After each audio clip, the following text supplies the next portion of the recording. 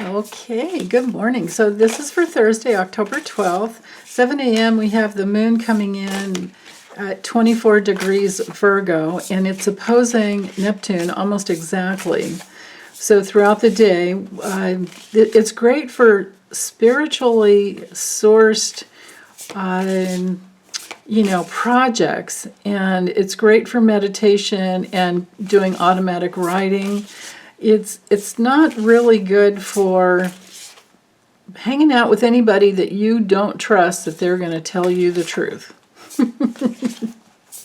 And that's especially true with the fact that the moon's in a grand Earth trine. See how it's here, 24 degrees, and then connected to Uranus, and then up to Pluto.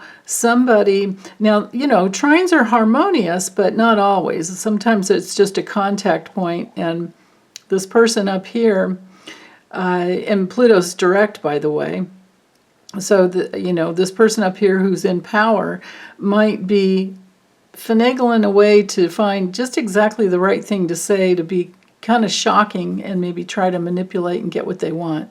So, with that opposition to Neptune, we always want to be careful about that. But, trust your intuition, trust your spidey senses, and everything will be just fine. Let's see, what else while I'm still drawing cards? That Pluto T-squaring the nodes is just nothing to sneeze at. Oh, how about we talk about Mars? Well, so Pluto squaring the nodes, power issues, power struggles. But if you stay on your path of being aligned with your personal integrity and your personal authority, and you don't give it away to anyone, you're going to be doing just fine.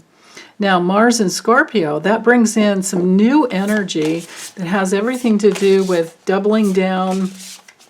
It can be extremely psychic and perceptive, but it can be also super determined.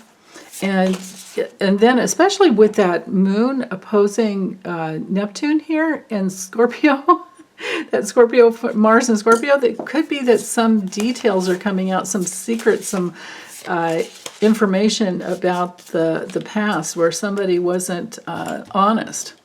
This doesn't bode well for dirty politicians at all. Politicians, judges, CEOs, all that. And then the last, there's a lot with the moon here. These two inconjuncts over to the North Node in Eris. Eris is our female counterpart to Mars, and she's even more powerful than Pluto because she takes 558 years to get around the zodiac, where Pluto only takes 243 to 248. So this is women rising up, and they're not taking it anymore, and they're banding together, they're bound together to create something that will master life experience at some point. Women they're not backing down. So if you have to be a little courageous today and say what matters most to you, you do it. The planets are supporting you for that. So, okay, with the cards, and I'm using the Light Seers Tarot by Chris Ann. It's a gorgeous deck. So, Two of Pentacles, Queen of Wands, Seven of Cups, and still all the cards are upright. I promise you I allow for reversals with these, and the last few days we haven't had any. I think we had one a few days ago. That was a Five of Pentacles, but we want that card to come through reversed. So anyway, Two of Pentacles, we're balancing out what we can do and what we can't. We are prioritizing. We're negotiating. And with the Queen of Wands, we have the self-confidence and the connection. The little kitty down here is to remember the connection to your intuition.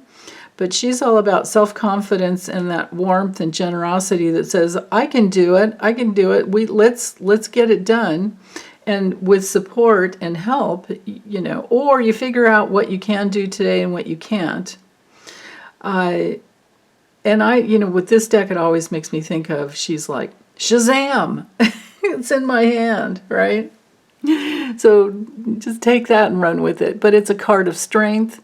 It's a card of independence. The Queen of Wands is very optimistic. And if this is someone in your life, it could be someone that contacts you and says, hey, I need help with this or with something. Do you want to help me with it? Or you're calling her because you need help.